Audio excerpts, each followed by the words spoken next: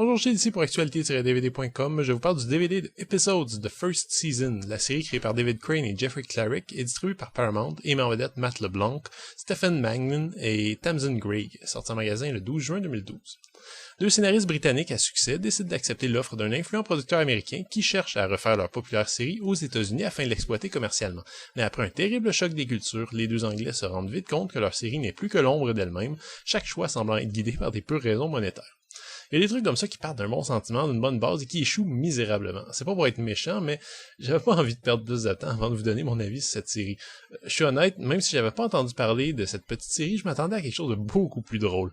Imaginez le potentiel comique d'un scénario qui exploite non seulement les différences culturelles entre l'Angleterre et l'Amérique, mais qui se paie le luxe de pourfendre les décisions absurdes qui se prennent régulièrement à Hollywood quand vient le temps d'adapter une œuvre étrangère. Oui, je pense à des exemples comme celui d'avoir Queen Latifah qui remplace Sami Nassiri dans le remake de Taxi. Cet entêtement à édulcorer à tout prix la nature d'une œuvre populaire afin d'en faire une œuvre plus commerciale est fascinante, frustrante et représente finalement un terreau très fertile pour des scénaristes à la recherche d'une bonne comédie. Je vois tout simplement pas comment on aurait pu rater ça. Ben, d'une certaine façon, Episodes y arrive. La raison est simple, les scénarios passent à peu près tous largement à côté de leur objectif de base. Au lieu de se moquer d'une certaine mentalité mercantile, on présente par exemple un personnage de producteur bouffon, grotesque et grossier. Au lieu de souligner chaque choix ridicule qui est fait afin de défigurer totalement une excellente série de base, on préfère plutôt se pencher sur les affres sentimentales de nos deux héros. On aurait pu avoir une satire mordante et acérée sur le monde du showbiz américain, au lieu de quoi on a droit à une pâle dérive d'entourage tournant à peu près entièrement autour d'un Matt LeBlanc, tout content de rire de lui.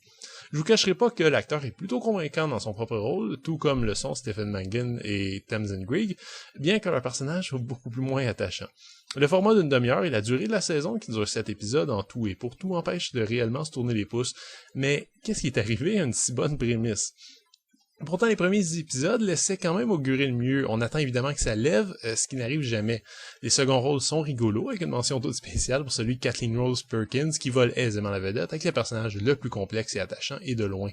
J'aime aussi les quelques scènes de la série fictive qui sont en train de tourner et qui représentent parfaitement le type de sitcom américaine pépère et usé à la corde que l'Amérique n'hésite jamais à nous envoyer en pleine face. En fait, on voit facilement Matt LeBlanc jouer dans une telle série dans la réalité. D'ailleurs, ça m'étonnerait pas que Pox apparaisse un jour sur les écrans, tellement c'est cousu de fil blanc.